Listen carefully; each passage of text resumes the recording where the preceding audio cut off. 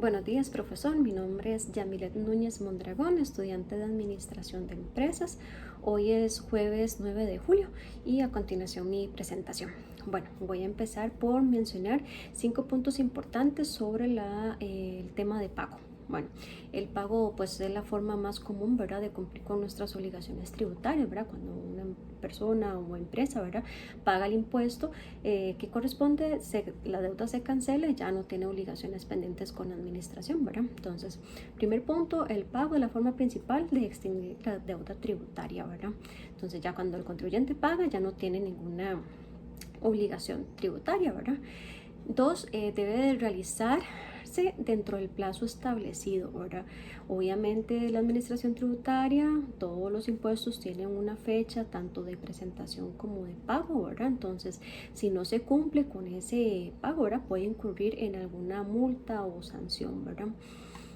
Lo que es, bueno, tres, también se pueden realizar los pagos por medios de las autoridades recaudadoras que autoriza la administración tributaria, ¿verdad? En este caso ahora con tanto medio electrónico se puede hacer en línea o ya presencialmente. Solo hay dos entidades autorizadas para la recaudación de impuestos, que en este caso sería Banco de Costa Rica y el BAC San José actualmente, ¿verdad? Cuatro, el pago puede hacerlo el contribuyente o un tercero, ¿verdad? Eso es cualquier persona pudiera pagar, realizar el pago a nombre de otra persona, siempre y cuando pues se te brinde la información, que eso es algo muy importante, ¿verdad? Que ya no es obligatoriamente tiene que ir el contribuyente, ¿verdad? Y también, bueno, como punto 5, el pago debe hacerse correctamente en las fechas para pues evitar los problemas legales o sanciones como explicaba en el punto anterior. Entonces, bueno, vamos con la pregunta 2. Dice, diferencia entre la condonación, la exoneración y lo que son las normas de sujeción. Bueno, aunque estos conceptos, ¿verdad?, parecen similares, pues están relacionados con todo lo que es la parte de impuestos, pero funcionan de forma diferente. En la condonación es cuando ya existe, cuando ya existe, ¿verdad?, una deuda y el Estado va a perdonar total o parcialmente esa deuda tributaria existente, ¿verdad? Es importante entender, pues primero nace la deuda y después mediante una ley o autorización legal, ¿verdad?, esta deuda puede quedar perdonada, ¿verdad? Eso es lo que es la condonación, ¿verdad? Generalmente esta se va a utilizar para perdonar lo que son intereses, multas o recargos. Después viene lo que es la exoneración. La exoneración significa que una ley libera a una persona o una institución de pagar un impuesto antes de que nazca esa obligación. Entonces, en este caso nunca llega a cobrarse, ¿verdad?, este impuesto, porque la ley establece que esa persona está exenta, ¿verdad? Entonces, por ejemplo, una universidad, qué sé yo, la UCR, que es una universidad pública, ¿verdad?, compra un equipo de laboratorio y ya la ley indica que ellos están exonerados de pagar el IVA, por eso no se paga ese impuesto como tal. Y las normas de no sujeción es cuando la ley establece que termina una actividad, ni siquiera está grabada con un impuesto. Entonces aquí nunca van a hacer la obligación tributaria porque no hay un hecho de forma en la que la ley considere imponible, ¿verdad? Entonces, ¿qué quiere decir con esto? Si una actividad no aparece como un hecho generador del IVA, simplemente pues la deuda no va a aplicarle ese pago, ¿verdad? Entonces, como para recapitular, la condonación: existe la deuda y luego se perdona. La exoneración, la ley evita que nazca esa obligación. Y la no sujeción es la actividad que nunca estuvo grabada por ley como tal.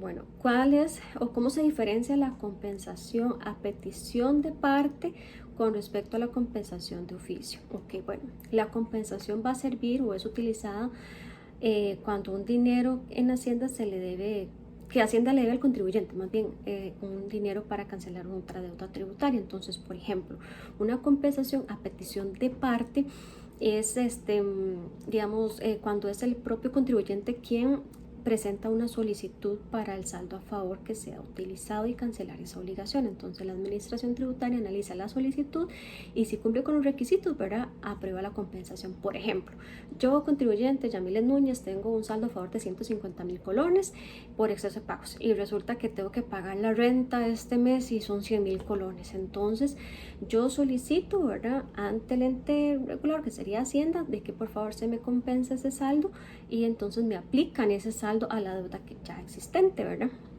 Y la diferencia, compensación de oficio, aquí no es necesario que el contribuyente presente ninguna solicitud. Aquí la propia administración tributaria, o sea, la propia Hacienda, ve que Yamilet, por ejemplo, tenía ese saldo a favor y tiene una deuda pendiente y ellos hacen la aplicación de esa compensación cuando la ley así lo permita, ¿verdad? Entonces, eso sí, ¿verdad? Sí, sin que yo lo haya solicitado, ¿verdad? Y se cancela la deuda. Entonces, ¿cuál es la diferencia principal? Ok, que la compensación a petición de parte es que yo, contribuyente, Yamilet Núñez, la solicito. Y la compensación de oficio se realiza directamente en la administración tributaria. Yo no la solicité, sino que directamente me la aplicaron porque la detectaron, ¿verdad? Ok, explique 3 formas en cómo se da la interrupción en la prescripción y cuál es la repercusión en el conteo. Que la prescripción significa después de cierto tiempo establecido por la ley, la administración tributaria pierde el derecho de cobrar una deuda si no realizó ninguna actuación. Sin embargo, ahora existen ahí situaciones que interrumpen ese plazo. ¿Cuándo ocurre una interrupción? Ok, el tiempo que ya haya transcurrido, ¿verdad?, deja de contar el plazo y comienza nuevamente desde cero. Entonces, la primera forma sería que el contribuyente reconoce la deuda. Entonces, el contribuyente acepta que da el impuesto, firma un arreglo de pago y realiza un pago parcial y la prescripción se interrumpe, ¿verdad? Entonces, si yo debía, qué sé yo, 100.000 colones y se habían pasado ya 3 años, yo voy, solicito el arreglo de pago, ¿verdad? Y en ese momento dejan de contar esos 3 años y el plazo vuelve a iniciar de cero, ¿verdad? Después está la segunda forma. Por ejemplo, Hacienda notifica un acto de cobro, fiscalización, ¿verdad? Entonces se notifica una auditoría, una resolución, hay una gestión de cobro y también se interrumpe la prescripción. Entonces, por ejemplo, una empresa, no sé, lleva 4 años sin recibir ninguna notificación, ¿verdad? Entonces, antes de cumplir este plazo, Hacienda le comunica y indica una fiscalización y desde esa fecha el conteo vuelve a empezar.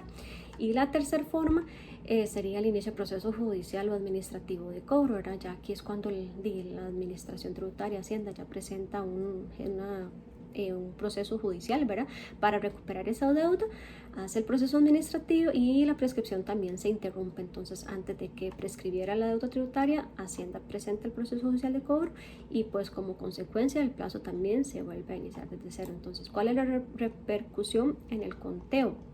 Ok, entonces, digamos, la consecuencia más importante es que el tiempo anterior ya no tiene efecto. Si hayan pasado 3, 4 años, eso se pierde, el conteo vuelve a iniciar desde cero. Eso es como reiniciar totalmente todo, ¿verdad? Vamos desde cero y listo, ¿verdad? Esa es como la consecuencia más importante, ¿verdad? Después de explicar cómo, cuándo se puede dar la suspensión en el conteo de la prescripción. Ok, la suspensión entonces ocurre cuando la situación prevista por la ley detiene temporalmente el conteo de plazo, ¿verdad? Y la diferencia con la interrupción es que aquí el tiempo anterior no se pierde, simplemente se detiene, ¿verdad? Entonces, cuando desaparece la causa de suspensión, el conteo continúa y exactamente donde había quedado. Entonces, se han transcurrido 3 años, comienza un proceso judicial, se suspende la prescripción durante ese año y termina ese proceso y se vuelve a contar desde cero. Simplemente ahí no va a continuar contando los años que faltaban, ¿verdad? Entonces, en la interrupción, el reloj vuelve a cero y en la suspensión se detiene y después luego continúa, ¿verdad? Es como una forma de diferenciarlo más sencillo. Bueno, la condonación puede aplicarse por cualquier administración tributaria. No, la condonación únicamente puede aplicarse cuando existe una ley que así lo autorice, ¿verdad? ¿Esto qué quiere decir? Que ninguna administración tributaria puede decir por sí sola, pues perdonar impuestos y intereses o multas, ¿verdad? Eso debe existir una base legal que lo permita hacer. Todo está en el digesto tributario de nosotros, ¿verdad? Pues como que digamos que no sé, la municipalidad diga, bueno, voy a perdonar todos los impuestos de bienes inmuebles y solamente así porque le decía, no, tiene que haber una ley, ¿verdad? Igual ocurre con la parte tributaria en Hacienda y todo, ¿verdad? Pues en conclusión, ¿qué podemos decir? Bueno, el pago, obviamente el pago es la principal forma de cumplir nuestras obligaciones tributarias y que no exista ninguna sanción, ¿verdad? Y nos evitemos algunas repercusiones legales. También de las formas y figuras muy importantes, lo que es la compensación, la condonación, la exoneración y la prescripción, ¿verdad? Cada una tiene sus reglas específicas y son para efectos diferentes, ¿verdad?